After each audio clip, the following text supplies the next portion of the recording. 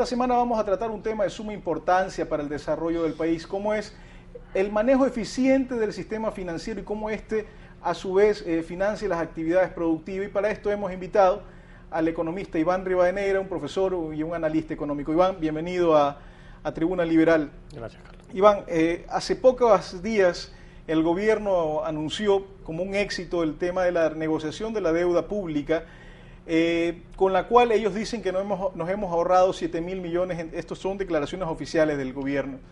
¿Podrías explicarnos qué es esto de la deuda pública y qué componentes están implícitos en esto? Porque hace poco también hubo un gran debate con respecto al que el gobierno declaró legítima e ilegítima tramos de deuda, con lo que generó un gran incertidumbre en el sistema financiero internacional que hizo que el riesgo país se incremente. Y hay unas declaraciones que creo desacertadas del presidente Correa diciendo que el riesgo país realmente no importa cuando realmente sí importa, ¿no? para mantener bajas las tasas de interés. ¿Cómo está estructurada esta deuda externa ecuatoriana? Bueno, gracias, Carlos. Efectivamente, lo que tenemos que recordar es que dentro de los compromisos y obligaciones que tiene el Estado ecuatoriano hay pues una parte que se llama específicamente lo que es deuda externa y otras pues lo que son los compromisos con los multilaterales, se diga BID, se diga CAF o cualquier otro organismo, ¿no? Y estos que prestan a veces para programas específicos. Lo que tiene que ver con deuda externa pues son bonos emitidos por el Estado ecuatoriano, bueno, soberanos digamos, porque los emitió sin ser obligado a emitirlos y que los puso pues o los corrió en los mercados financieros internacionales pues para que estos sean pues fuente de financiamiento de recursos.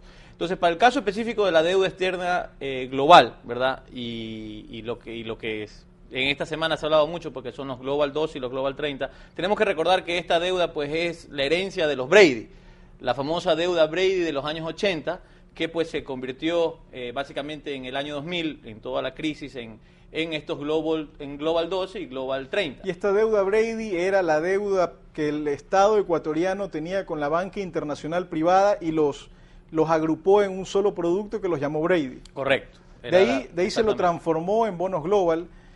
¿Cómo se hizo esa transición? ¿Cuál ventaja tuvo? Porque hay varios global, ¿no? El Global 12, el Global 20... 15. Entonces se han dividido en varios, ¿no? Correcto, o sea, básicamente el problema con los Brady fue exactamente lo que pasó ahora, no había capacidad de pago, se declaró en default, ya el Ecuador ya tiene un historial de default. Cesación de pagos, exactamente. O sea, el gobierno no quiso o no pudo pagar eso. Entonces, en el año 2000 se entró a una renegociación y se constituyeron básicamente pues estos 2012 y estos 2030. El 2012 quiere decir que fenece en el año 2012 y el otro que fenece en el año 2030, teniendo pues cupones que en algún caso se pagan semestrales y otros anuales, ¿no? Ya, es decir, se paga al final del periodo el capital, o sea, el total de la deuda. Exactamente. Y con bonos se pagan los intereses mensuales. ¿Cuál fue el que el gobierno declaró como ilegítimo de estos bonos? Básicamente los 2012 y los 2030, que es, como te digo, la herencia de los Brady. Él los declaró ilegítimos. Estos son los que declararon ilegítimos, no así los 2015. Puesto pues los 2015 fueron los que se pensaron y se negociaron en el año 2005, cuando pues de hecho estaba el que ahora es el presidente, Rafael Correa, era fue ministro de Economía, estuvo Magdalena Barreiro y estuvo pues Diego Borja, ¿no? ¿Y qué criterio se usó? Porque esto resulta interesante, pareciese que el criterio es de que como era en ese momento el ministro de Economía que negoció esto, era el actual presidente, pues no se declara ilegítimo, mientras que los otros sí se declararon. ¿Cuál fue el criterio que usaron para declarar ilegítimo uno y otro? Bueno, hubo toda una comisión, ¿no? Una comisión conformada por notables que hicieron una revisión, sobre todo en la utilización y en el cómo se comprometió al país a esta deuda.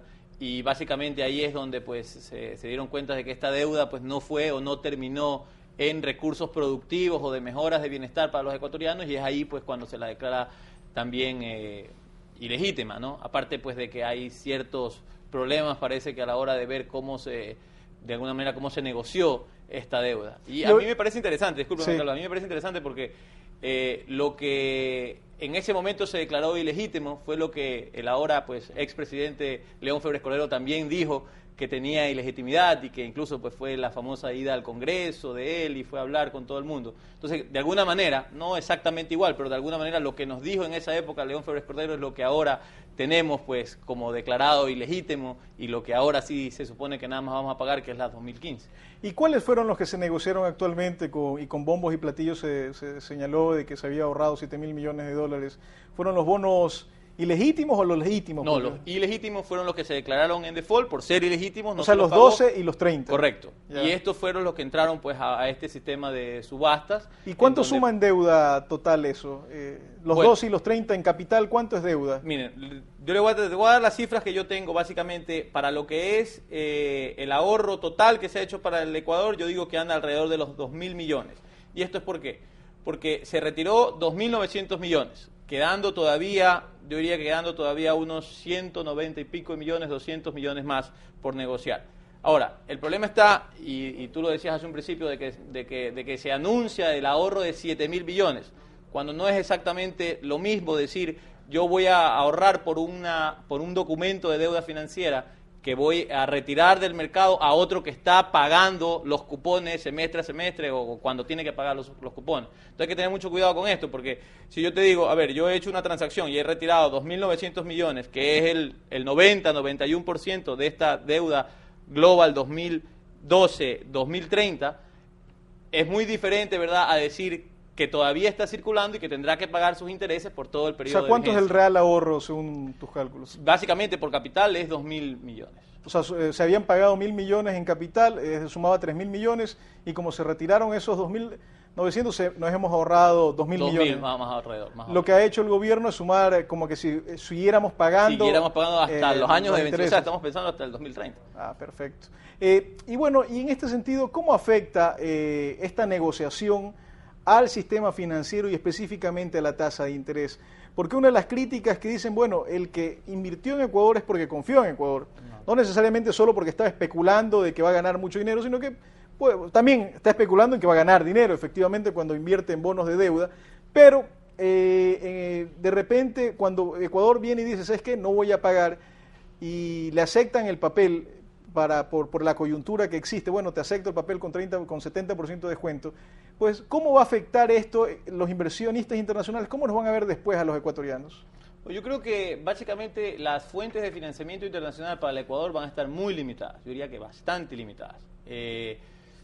Yo veo muy difícil que ahora pues el Ecuador proponga cualquier tipo de endeudamiento a través de un documento financiero en el extranjero y pues este sea aceptado con facilidad. Yo todavía recuerda de que hay un 10%, un 9% de esta misma deuda ilegítima que todavía está circulando y que es la que dicen que tienen los italianos y que van a buscar la forma de que ellos pues también la puedan someterse, digamos, a este sistema de recompra. Entonces yo veo difícil todavía que quedando eso, ¿verdad?, por recomprar.